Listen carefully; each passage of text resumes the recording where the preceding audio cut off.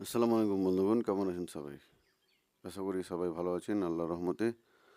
আমিও আলহামদুলিল্লাহ আল্লাহর রহমতে ভালো আছি। আল্লাহ তাআলা মানুষকে পৃথিবীতে সর্বশ্রেষ্ঠ মাখলুকাত করে পাঠিয়েছেন। এই মানুষের যাবতীয় প্রয়োজনীয় জিনিস, যাবতীয় যেগুলো আমরা দিনে রাতে ব্যবহার করি, এই পৃথিবীতে যা কিছু দেখছেন আল্লাহ তাআলা সব কিছু আমাদেরকে দিয়েছেন। কেউ বেশি উপভোগ করি, কেউ কম উপভোগ করি। তো আল্লাহ যাকে চান তাকে দান করেন, সেটা জীবিকা হোক, সেটা সম্পদ,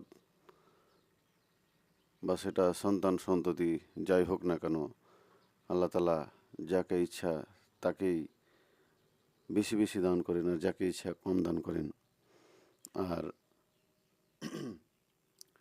এরই মধ্যে রয়েছে আমাদের জন্য পরীক্ষা, আমাদের জন্য রয়েছে এরই মধ্যে এক পরীক্ষায় আমরা আছি। আল্লাহ আমাদের প্রত্যেকটা মুহূর্ত এই পৃথিবীর মধ্যে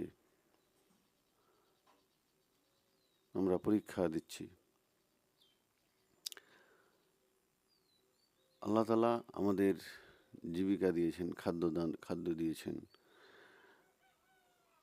বা আমরা অহরহ শুনতে পাই, বিভিন্ন উলেমা ইকরামের মুখ থেকে শুনতে পাই যে আমাদের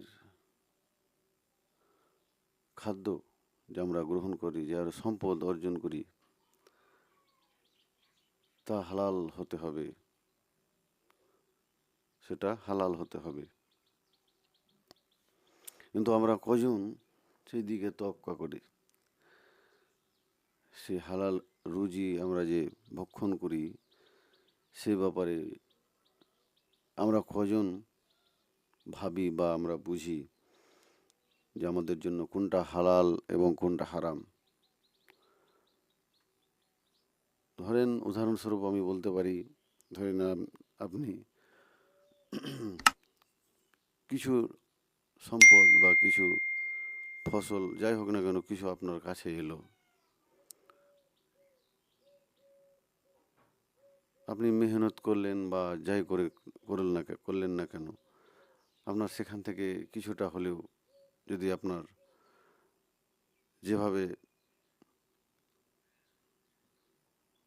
জাকাত আমাদের বের করার আদেশ রয়েছে, সেই অনুযায়ী আপনি যদি জাকাত বের না করেন সেই সম্পদ থেকে, সেই ফসল থেকে, তাহলে আপনার সেটা হারাম হয়ে যাবে। সেই খাদ্যটা, সেই সম্পদটা আপনার জন্য হারাম হয়ে যাবে। আর যদি আপনি হারাম জিনিস আপনার পেটের মধ্যে যায়, বা আপনি যদি সেটা ভক্ষণ করেন, আপনার তখন ইবাদত কবুল হবে না। এটাই সত্য যে আমরা এই পৃথিবীর মধ্যে, আজকে আমরা এই পৃথিবীর সম্পদ আর এই পৃথিবীর ধন দৌলতের মধ্যে আমরা এত হারিয়ে গেছি যে আজকে আমরা হালাল হারাম বুঝি না, যে আমাদের জন্য কোনটা হালাল হবে এবং কোনটা হারাম হবে সেটা আমরা বুঝি না। তো এইটা আমাদের চরিত্র, এটা আমাদের আকীদা। আমরা বিভিন্ন বাইরেও কাজ করতে যাই, বাইরে কোনো কন্ট্রাক্টারি করি, বা বাইরে কিছু লোকজন নিয়ে কোনো কিছু কাজ আমরা নিই, সেটা রাস্তার হোক, সেটা যে বিল্ডিং তৈরি হোক, তো আমরা কি বলতে পারবো সেখানে আমার নিজের দেখা, বা আমি আমার নিজের যতটুকু মানে অভিজ্ঞতা, তা থেকে বলছি আমি, যে একজন কন্ট্রাক্টর বা একজন ঠিকাদার যে বাইরে গিয়ে কাজ নেই, তার যে অর্থ, তার যে সম্পদ, কতটুকু সে মনে করে সে হালাল। ধরে নেন সে কোনো কাজ করলো, তার মধ্যে যদি সে কিছু পেলো, বা সেই রাস্তার মধ্যে বা সেই জায়গার মধ্যে কিছু লোহার টুকরো বা কোনো কিছু পেলো, সেটা মালিকের, সেটা কোম্পানির নির্দেশেই, বা কোনো কোম্পানি তাকে বলেওনি, সেটা সে করে ফেললো, মানে সেটা সে নিজেই নিয়ে নিল। এরকম এরকম করে সে তার রোজগারটাকে হারাম করলো। যে কোম্পানির, মানে কোম্পানিকে না বলা সত্ত্বেও সে এমন কাজ করে বসে থাকে, মানে সেই জায়গা থেকে চুরি করে বসে থাকে, যেটা তার সেই সম্পদটাকে, যেটা তার সেই উৎসটাকে, আয়ের উৎসটাকে হারাম করে দেয়। বা হতে পারে সেই কাজ করেছে, সে কাজের মধ্যে সে এমন কিছু করলো যেটা তার করা উচিত নয়, মানে সে কাজটাতে চুরি করলো, চামারি করলো, মানে বিভিন্ন পন্থায় অবলম্বন করা যায়। এক কথায় যে কাজটা তাকে করতে আদেশ করা হয়েছে, সেই কাজটা সে ঠিকভাবে করলো না। তো এইভাবে আমাদের আজকে ইমানের অবস্থা, আজকে উপার্জনের অবস্থা। বা হতে পারে কোনো ঠিকাদার কাজ করার পরে কাউকে ঘুষ দিয়ে খারাপ কাজ করেছে, খারাপভাবে তার কাজটা হয়েছে, কিন্তু ঘুষ দিয়ে সে সম্পূর্ণ টাকাটা নিয়ে নিল। এরকম আমরা অহরহ দেখছি, আমরা অহরহ হচ্ছে এরকম ঘটনা। এরকম আমরা অনেকে আছি এমন, যেরকম করছি, যে আমরা ঘুষ দিয়ে কোনো কাজ বের করি, আর সেই উপার্জন আমরা নিজের পেটে ভক্ষণ করি, আর সেই উপার্জন দিয়ে আমাদের সংসার অতিবাহিত করি। তো এরকম আমাদের চরিত্র, এই চরিত্রগুলো, এই আকিদাগুলো আমাদের ত্যাগ করতে হবে। মনে রাখবেন, একদিন আপনাকে আল্লাহ তাআলা ঠিক ধরবেন এবং বলবেন, তুমি এই কাজগুলো করেছো, এই যে তোমার কাজের মধ্যে তুমি যে চুরি করেছো, এই কাজের মধ্যে তুমি ফাঁকি দিয়ে পয়সা উপার্জন করেছো, এটা তোমার হালাল না হারাম হয়েছিল। আপনাকে সেদিন হিসাব আপনাকে দিতে হবে। তো যাই হোক, আমরা কোনটা হালাল কোনটা হারাম সে সম্পর্কে আমরা নিজেরাই বুঝতে পারবো। যে আমার টাকাটা, আমার যে খাদ্যটা, আমার যে সম্পদটা আমি যে উপার্জন করছি, আমি যে ইনকাম করছি, সেটা হালাল হচ্ছে না হারাম হচ্ছে, আমরা সবই জানি, আমরা সবই বুঝি। তবু আমরা তোয়াক্কা করি না, তবু আমরা পরোয়া করি না, যে হেই এটুকাতে কি হয়ে যাবে, এই এটুকা চুরিতে আমার কি হয়ে যাবে, এই এটুকা খারাপ কাজ আমি করেই দিলাম, তো কি হয়ে যাবে, কোনো বড় কিছু নাই। কিন্তু কেয়ামতের মাঠে আপনি দেখবেন যে আপনার হিসাব যখন করা হবে মিজান বা দাঁড়িপাল্লাতে, তখন আপনার ওই ছোট ছোট গুনাহগুলো, এই ছোট ছোট গুনাহগুলো পাহাড় সমান হয়ে গেছে। তখন সেই দিন আপনি কিছুই করতে পারবেন না। তো এরকম চুরি চামারি বা এরকম হতে পারে, অনেকে কেউ বাধ্য আছে। আমি এক আলেমের মুখে শুনলাম যে এরকম যদি চুরি চামারি হালকা কোনো কাজে যদি ঘুষ, যতদূর পারবেন আপনি এড়িয়ে যাবেন প্রত্যেকটা কাজে, আর যতদূর পারবেন আপনি শরীয়ত অনুযায়ী যতটুকু সম্পদের জাকাত বের করতে হয় আপনি বের করবেন। আর এরকম যখন উপার্জন করবেন, যখন দেখছেন যে আপনাকে চুরি না করলে হয় না, বা দেখছেন যে আপনাকে ঘুষ না দিলে আপনার উপার্জন আপনি বের করতে পারেন না, বা আপনার বিলটা আপনি ক্লিয়ার করতে পারছেন না, কোনো জায়গা থেকে আপনি বেরিয়ে আসতে পারছেন না, তখন আপনি সেই সম্পদ থেকে যখন আপনি পাবেন একটা নির্দিষ্ট বিল বা অ্যামাউন্ট, যখন আপনি পাবেন সেই কাজ করে, সেই চুরি হোক বা ঘুষ দিয়ে হোক, আমি তো ওটা ওটা আমি আপনাদের বলছি না যে আপনাদের চুরি করতে হবে প্রথমে বা আপনাদের ঘুষ দিতে হবে। আপনি না পারছেন বা আপনি দেখছেন যে আপনার হচ্ছে না এটা না দিয়ে বা এটা দিয়ে, ওটা শেষ মুহূর্তে, ওটা আপনার যখন দেখছেন যে আপনার কোনো উপায় থাকছে না, তখন কার কথা বলছি, তখনকার আপনি ওই জায়গা থেকে কিছু সাদকা দান খায়রাত আপনি করে দেবেন, এতিমদেরকে হোক বা কোনো মজলুম ব্যক্তিদেরকে হোক, আপনি সেটাতে দান সাদকা করতে থাকবেন। হতে পারে আল্লাহ আপনার ওই কাজটাকে তখন আপনার হালাল হয়ে যাবে, হতে পারে। এরকম আমি এক আলেমের মুখে শুনলাম কদিন হলো, বাংলাদেশের এক বিখ্যাত আলেম, তার কথা আমি বলছি যে আপনারা শুনবেন। তিনি প্রশ্ন উত্তর এই বিষয়গুলোতে তিনি প্রশ্ন উত্তর করেন, ভালোভাবে তিনি প্রশ্নর উত্তর করেন। আহমদুল্লাহ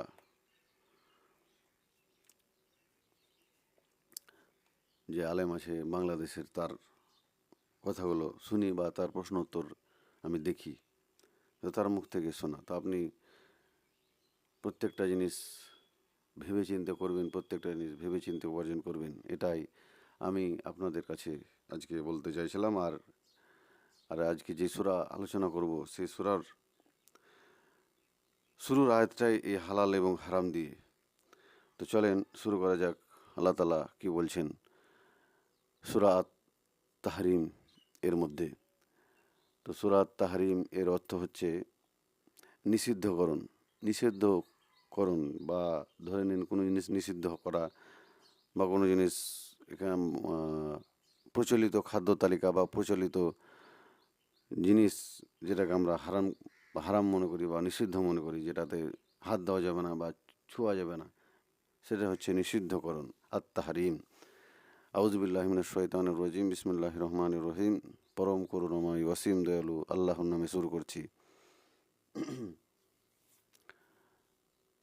ইয়া আইয়ুহান নাবিয়্যু লিমা তুহাররিমু মা আহাল্লাল্লাহু লাকা তাবতাগি মারজাতা আজওয়াজিকা ওয়াল্লাহু গফুরুর রহিম। হে নবী, আল্লাহ তোমার জন্য যা হালাল করেছেন, তোমার স্ত্রীদের সন্তুষ্টি কামনায় তুমি কেন তা হারাম করছো? আর আল্লাহ অতি ক্ষমাশীল, পরম দয়ালু। এখানে আমাদের প্রিয় নবী হজরত মুহাম্মদ সাল্লাল্লাহু সাল্লাম এর একটা ঘটনার কথা এখানে উল্লেখ করা হয়েছে, যে তিনি কিছু কিছু ব্যাপারে বা কিছু জিনিসকে তিনি না আল্লাহর আদেশ ছাড়াই তিনি হারাম ঘোষণা করে দিয়েছিলেন। তো তার জন্য আল্লাহ এই আয়াত অবতীর্ণ করেছিলেন। তো কি এই আয়াত, চলন তাফসির থেকে আমরা বুঝি যে অনুবাদ, যে হে নবী, আল্লাহ তোমার জন্য যা অবৈধ করেছেন তুমি তা অবৈধ করছো কেন? তুমি তোমার স্ত্রীদের সন্তুষ্টি চাচ্ছ, আর আল্লাহ চরম ক্ষমাশীল, পরম দয়ালু। তাফসিরগণ বলছেন, নবী করিম সাল্লাল্লাহু আলাইহি সাল্লামকে যে জিনিসকে নিজের ওপর হারাম করে নিয়েছিলেন তা কী ছিল, যার কারণে মহান আল্লাহ অসন্তোষ প্রকাশ করেন? এ ব্যাপারে একটি প্রসিদ্ধ ঘটনা রয়েছে, যা সহিহ বুখারী ও মুসলিম ইত্যাদিতে বর্ণিত হয়েছে। ঘটনা হলো, তিনি জয়নাব বিনতে জাওস রাদিয়াল্লাহু কিছুক্ষণ থাকতেন। তার স্ত্রী জয়নাব বিনতে জাওস রাদিয়াল্লাহুর কাছে কিছুক্ষণ থাকতেন এবং সেখানে মধু খেতেন। এই হাফসা এবং আয়েশা রাদিয়াল্লাহু আনহুমা স্বাভাবিকভাবে অধিক সময় তার সেখানে থাকার পথ বন্ধ করার জন্য ফন্দি আঁটলেন। যেভাবে এই রওয়ায়াতগুলো আছে, এই রওয়ায়াতগুলো বিভিন্ন উলেমাগণ কেউ একমত পোষণ করেছেন, আবার দ্বিমতও পোষণ করেছেন, যেটা হতে পারে নাও হতে পারে। তো চলেন দেখি কি বলছে, যে ফন্দি আঁটলেন। মেয়েদের যেগুলো, যে স্বাভাবিকভাবে আমরা দেখতে পাচ্ছি যে কার যদি দুটো তিনটে স্ত্রী থাকে, তো কেউ সবাই চাইবে যে স্বামী আমার কাছে বেশিক্ষণ থাকুক বা স্বামী আমার কাছে বেশিক্ষণ টাইম দিক। তো এরকম জয়নাবের ঘরে যখন নবী আমাদের থাকতেন, নবী সাল্লাল্লাহু সাল্লাম থাকতেন, আর সেখানে তিনি মধু খেতেন, সে দ্বার দেখে কি বলছেন যে অধিক সময় থাকার কারণে পথ বন্ধ করার জন্য ফন্দি আঁটলেন, যে তাদের কারো কাছে যখন তিনি আসলেন তখন তারা বললেন, হে আল্লাহ রসুল, আপনি মাগফির খেয়েছেন, অথবা আপনার মুখ থেকে মাগফিরের গন্ধ আসছে। মাগফির এক প্রকার গাছের মিষ্ট আঠা, যা খেলে মুখে এক প্রকার গন্ধ সৃষ্টি হয়। সুতরাং তারা পরিকল্পনা অনুযায়ী তাই করলেন। উত্তরে তিনি বললেন, আমি তো জয়নাবের ঘরে কেবল মধু পান করেছি। এখন আমি শপথ করছি যে আর কখনো তা পান করব না, তবে এই কথা তোমরা কাউকে বলো না। বুখারী সূরা তাহরিমের তাফসির। সুনানে নাসাইর বর্ণনা এসেছে, তা ছিল একটি কিরদাসী যাকে তিনি নিজের ওপর হারাম করে নিয়েছিলেন। সুনানে নাসাই 3-8। পক্ষান্তরে কিছু অন্য আলেমগণ নাসাইর এই বর্ণনা দুর্বল গণ্য করেছেন। আবার এই বর্ণনাগুলোকে আবার কেউ দুর্বল মনে করছেন, যেগুলো হতে পারে না। তো এর বিশদ বর্ণনা অন্য কিতাবে এসেছে যে তিনি ছিলেন মারিয়া কিবতিয়া রাদিয়াল্লাহু, যার গর্ভে নবী সাল্লাল্লাহু সাল্লামের পুত্র ইব্রাহিম জন্মগ্রহণ করেছিলেন। তিনি একদা হাফসা রাদিয়াল্লাহুর ঘরে এসেছিলেন, তখন হাফসা রাদিয়াল্লাহু ঘরে উপস্থিত ছিলেন না। তাদের নবী সাল্লাল্লাহু সাল্লাম ও মারিয়া কিবতিয়ার উপস্থিতিতে হাফসা এসেছেন। তাকে নবী সাল্লাহ সাল্লামের সাথে নিজের ঘরে নির্জনে দেখে তিনি বড় নাখোশ হলেন। নবী সাল্লাহ সাল্লাম এ কথা অনুভব করলেন এবং তিনি হাফসাকে খোঁজ করার জন্য কসম খেয়ে মারিয়া কিবতিয়া এলাকা নিজের উপর হারাম করে নিলেন।